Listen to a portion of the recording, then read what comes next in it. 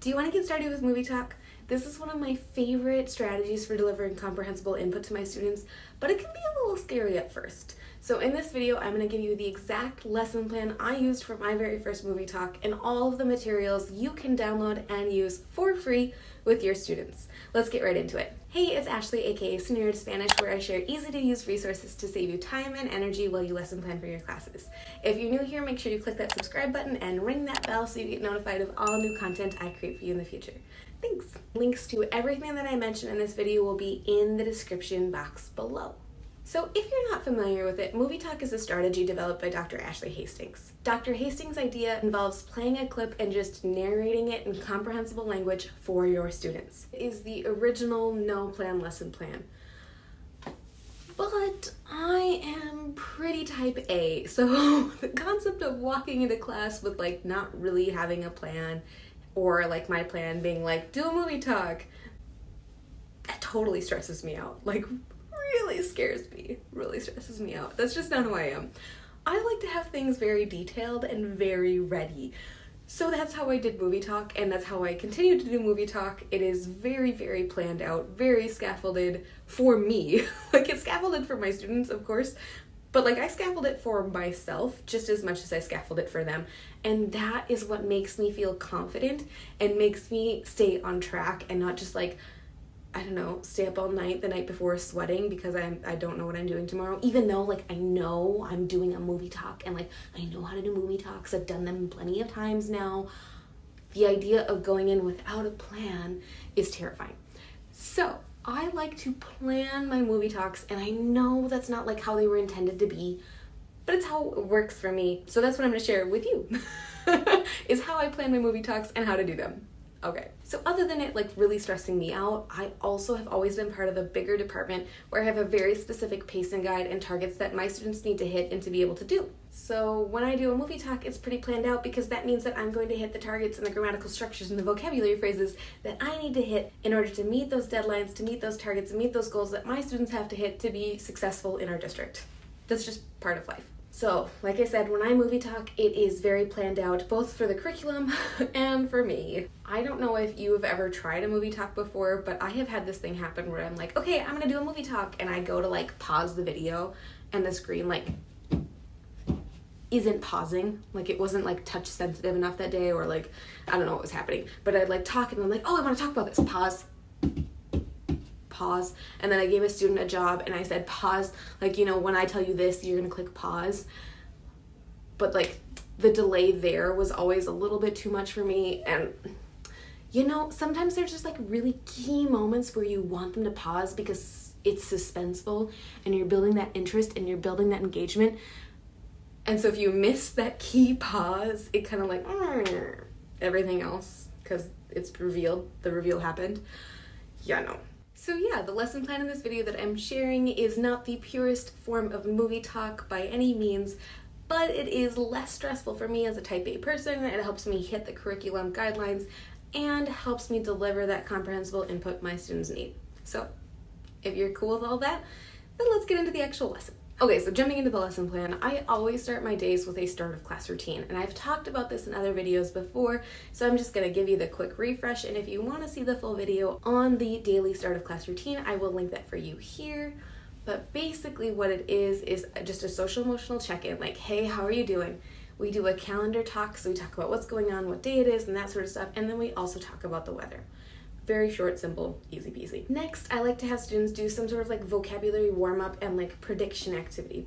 And the reason why I do this is because I know the movie talk has vocab they've seen before, but it's not high frequency by any means. So I want to refresh their brains on it, so when we're doing the movie talk, it's right in there.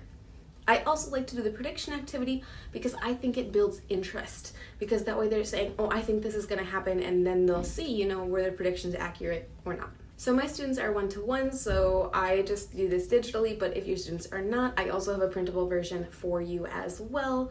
And basically what they do is they're going to look at the screenshots and the captions, and they're going to try and pair what they think is happening in the screenshot with the captions available. Next, we'll do a quick vocabulary activity where they look at a word or phrase and they're matching an emoji to that word or phrase, and they just drag and drop. Finally, they do that prediction activity where they write in English what they think is going to happen.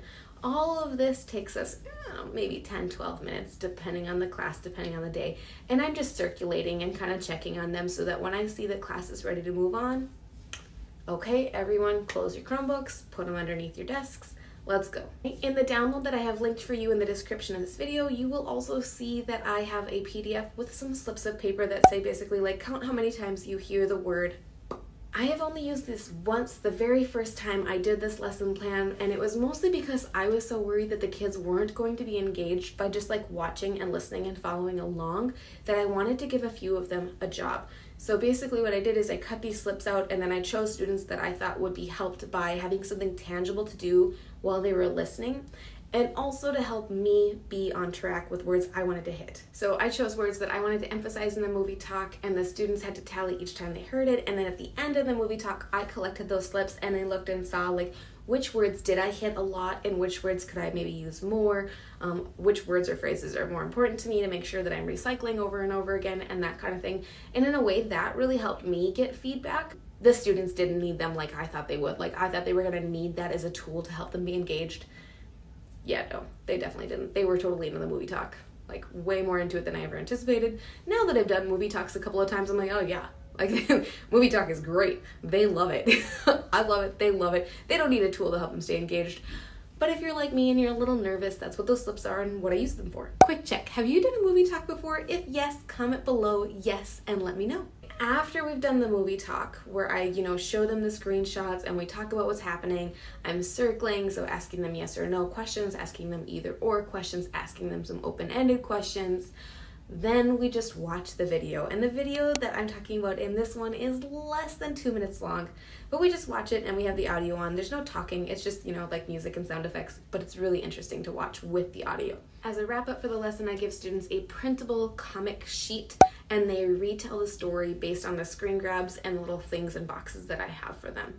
If there's more time, I have the students turn and share their comics with a neighbor, and that's really fun to see because they're not doing the same comic even though they're retelling the same story. Another group follow-up activity would be a write and discuss. And this is basically exactly what it sounds like. So you and your students are going to discuss the story, what happened in Spanish, and while the discussion is happening, you are going to write out what they're saying. This could either be on the whiteboard, or I personally prefer to type it while it's projected on the screen so that they can see and you can just type. So while they help you recall the plot, you write it out, and then afterwards you have a text that you can use with a story they're all familiar with words and structures they're familiar with, that you can then use with any reading activity. If you need ideas for reading activities, you might like this playlist that I will link for you up here, so that way you can check out more ideas for reading activities you can use with any text, like this one that you just made with the write and discuss. Okay, there's the lesson plan for using this short 1-minute movie as a movie talk in your classes. If you like this video, please remember to give it a thumbs up so YouTube knows you liked it, and if you didn't like this, go ahead and give it a thumbs down so YouTube knows you didn't like it. Remember to click subscribe as I post new videos for you every week. This is just one of the activities I've used throughout the year to teach weather vocabulary. If you are in the middle of planning a unit on weather vocab, you might like this video here that I have on activities for weather vocab for your Spanish classes. It's got a whole bunch of ideas, and I will put it right here, here, here, here, somewhere up here. See you in that one.